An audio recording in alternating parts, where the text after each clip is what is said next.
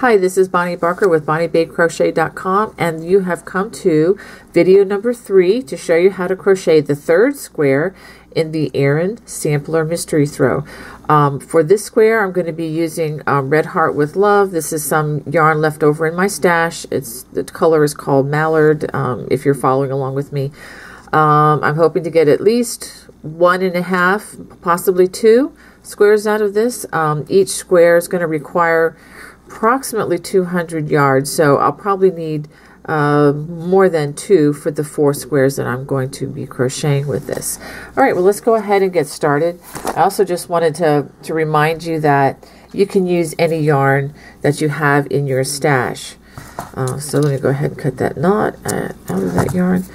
Okay, so you can use any worsted weight yarn in your stash, and I'm going to be mixing it up. If you don't want to do all 4 squares of square number 3 the same, that's quite all right. I think it would be kind of fun to do it in, each one in a different color if you have that available. Anyway, just to review, I'm using same hook, size J or 10 or 6.00 millimeter. And to finish this, I'm also going to need a size I or 5.5 millimeter or size 9. But we're going to go ahead and start with our larger hook, which is the J or 10. Make our slip knot, and just like we did with the other 2 squares, we're going to start with a chain of 46. So I'm going to go ahead and make my 46 chains. Okay, now that I have my chain, my foundation chain of 46, I'm going to go ahead and, starting in the 3rd chain from the hook, I'm going to half double crochet in that stitch and then each stitch across. So go ahead and do your row of half double crochets. And while you're doing this, I just wanted to also mention that should you need a written pattern, I know I prefer to follow a written pattern a lot of times. If you look at the video, there should be a description there, and if you look closely, there will be a link to my Ravelry page. Each week, as a square is added, I'm going to update that pattern. So for example, on week 1, it will just have square 1. On week 2, it will have square 1 and 2. So each week I'm adding to this mystery throw to keep it a mystery throw. So by the end of this, the entire pattern will be there. If you go ahead and download the pattern, it's going to be free from my Ravelry page. Each week, I believe you'll be prompted by my Ravelry page that I have updated the pattern. And that way, it's just a reminder that you can download that free pattern so that you can follow along with the written with the written language as well. For those of you who've never learned to read crochet patterns, this could be an excellent way to get more familiar with a lot of the crochet abbreviations and terminology. And I encourage you to do that, because once you learn to read patterns, it really opens up a whole new world of crocheting. You will no longer be limited to whatever videos are released. You can, feel free to, look at any pattern and hopefully be empowered to accomplish what the written words have there for you. Okay, I'm going to go ahead and finish this, and I'll get back. Okay, after we finished row 1 all the way across, we should have 44 half double crochets in this row.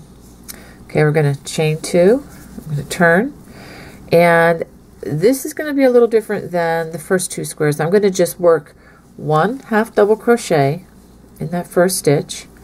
Now we're going to be working a combination of post stitches and a stitch that I'm calling the wheat stitch. Okay, we're going to start by using the post stitches. We're just going to do 1 front post double crochet in each of the first 2 stitches. Okay, so these post stitches are going to frame the stitch that we're going to demonstrate now, that I'm going to show you now. Okay, so for the wheat stitch, it's very similar. Actually, it's exactly like row 2 of square number 2. Well, not exactly, but the way the stitch is formed is the same. We're going to skip 2 stitches, and we're going to front post treble crochet in the next 2 stitches. Remember, those post stitches, you're working around the stitch and giving it a belt. Okay, now we're going to work behind these 2 stitches that we just made, and we're going to front post treble in these 2 stitches. Remember, this was a tricky part where you come around, and then we're going to work around these stitches. You can kind of pop your thumb up there. It makes it very easy, or easier, to grab those stitches. Okay, and for the second one, I'm going to come down here and try to find that the stitches right there. So you can see that. This is admittedly the trickier part of the stitch, but once you do it a few hundred times, it's remarkable how easy it becomes. Now we're going to skip the next 2 stitches, and we're going to front post treble crochet in the next 2 stitches. Now this is the easier part. Working in front of the last 2 stitches just made, we're going to front post treble in those 2 skipped stitches.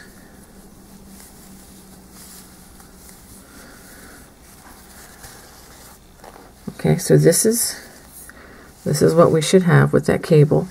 The cable is going to be going, opposite directions.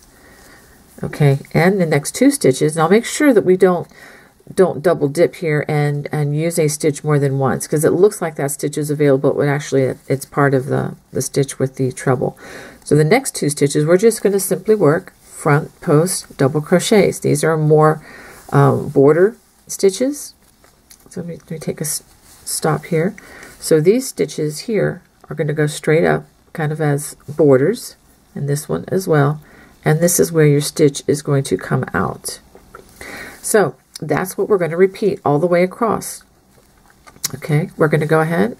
We're going to do the wheat stitch over these 8 stitches, and then 2 border stitches. That is our repeat.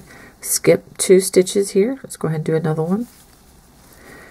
Front post treble in the next 2 stitches. Working in front of the 2 stitches that we just completed, we come in and we do 2 front post trebles in the skip stitches. Locate those stitches and go ahead, complete your trebles. Front post treble crochets.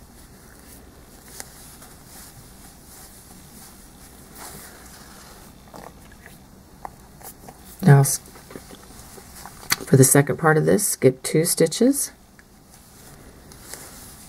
Front post treble the next 2. Working in front of the last 2 stitches, we're going to front post treble into 2 skipped stitches.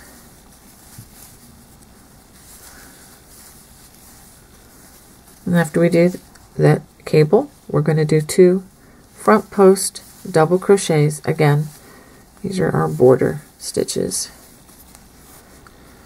Okay, so let's stop and see what we have after working 2 cables. Okay, I'm going to continue this across the row until I get to the last 2 stitches. Okay, I've come all the way to the end of the row. This is row 2, and I'm going to work my 2 front post double crochets, and that's going to leave us 1 stitch. And go ahead and work in the top loops and work your half double crochet at the end of that row. So this is what you should have. I have 1, 2, 3, 4 wheat cables begun with the 2 front post double crochets in between each cable.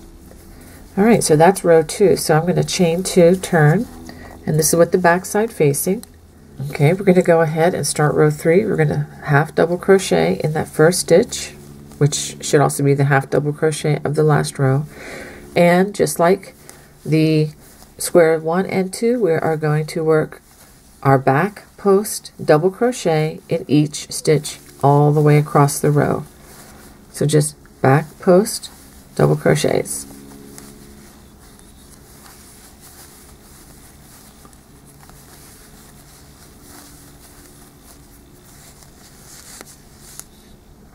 once I get all the way across the row to the last half double crochet, just half double crochet, working through the loops in that half double crochet.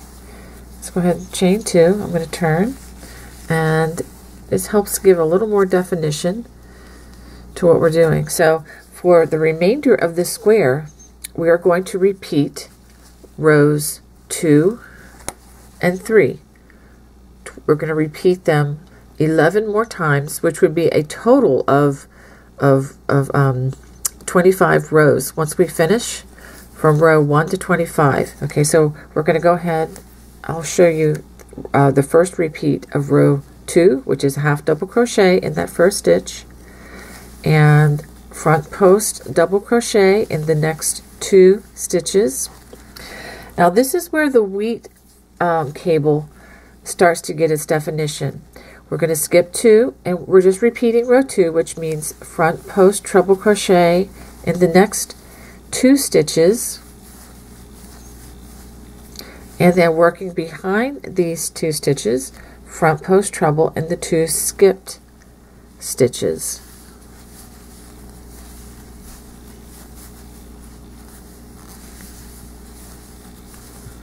Okay, skip the next 2 stitches, front post treble crochet in the next 2 stitches, and now working in front of the 2 stitches just work here, we're going to front post treble in those 2 skipped stitches, and then follow that with 2 front post double crochets.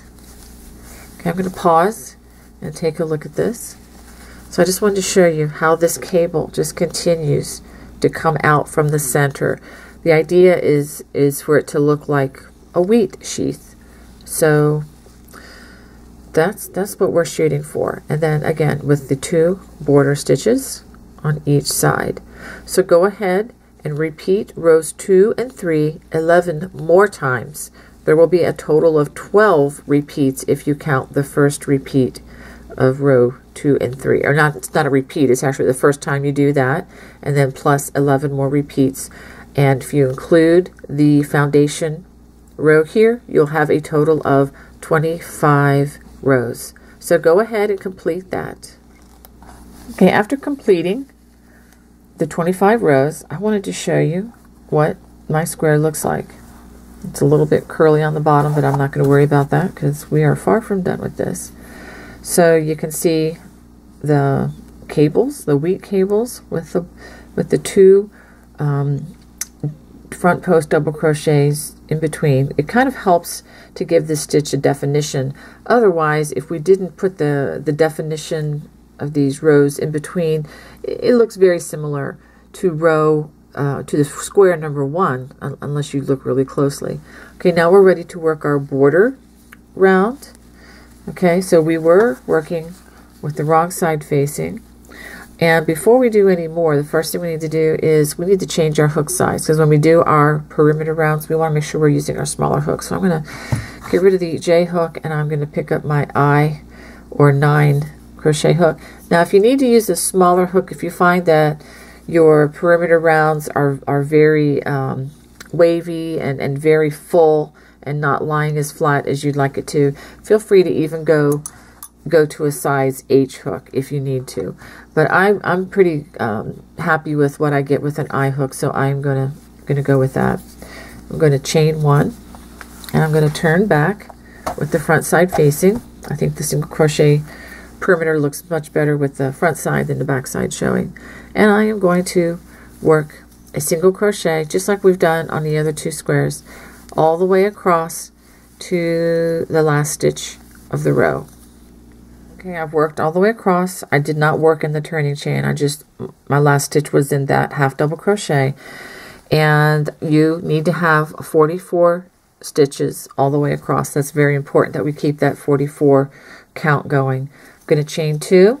I'm going to turn my square 90 degrees to work along the edges. Put my first single crochet along this row in the same place as the last of the previous row, so that I form a corner. with the chain 2. Now, including this stitch, I'm going to work 44 stitches evenly across the row ends all the way to the next corner. Actually, I'm going to end, my last stitch is going to be in the first stitch of the foundation chain. Okay, so go ahead and work those 44 stitches as evenly as you can all the way across. Okay, I've worked 44 stitches all the way from the corner, first corner stitch to corner, and I'm going to go ahead and chain 2, turn 90 degrees, and put a single crochet in the same place where I worked the last to form a corner, and then I'm going to now work along the foundation row where the chain was. Now, since I went ahead and put one in the corner here, I'm going to skip this first stitch. This stitch actually replaces this stitch, and the reason I'm doing this is I'm trying to maintain that 44 count. So just like we've done previously, just go ahead using the remainder of what's left of that chain. In my case, there are 2 strands left. So go ahead, and if you're having a hard time finding the foundation chain, one way to do this is to look the opposite where the last stitch was made, or the first stitch rather, like the stitch was here. Just go opposite that, and it should be fairly easy to see when you look at where the stitch was. Okay, so go ahead and do that to the corner, and then chain 2 at the end of that, and turn and continue up the other side of the rows, and then I'll show you how to connect at the end. After working up the second side of the row ends, I'm going to chain 2, I'm going to turn, and I'm going to slip stitch to the very first single crochet of the perimeter round.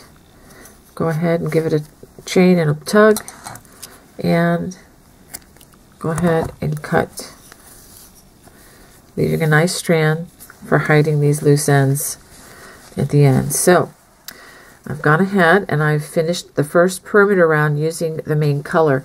Now again, if you are making your mystery throw all the same color, you do not have to do this next step, but I'm going to go ahead and I'm going to go around this perimeter one more time with a contrasting color. Alright, I've got my contrasting color, and I'm going to attach it in a different place. It doesn't really matter where you do this on the square. I'm going to pick any chain 2 corner and go ahead and join, and we're going to do the same thing that we just did with the perimeter. We're going to start in the corner, do a single crochet, and make sure you don't skip that first single crochet stitch, and single crochet all the way across. I'm actually crocheting over this little strand here, so it's one less strand to hide in the end. So go ahead all the way across, and then crochet your single crochet in that chain 2 corner. An important reminder, you will have 46 stitches across on each side. Okay, so make sure that you have 46 stitches from corner to corner on each side of your square. So I'm going to go ahead and just finish the perimeter round, and then I'll show you that in the end. It's exactly what we had just done with the blue color. You're just going to have 46 stitches all the way across.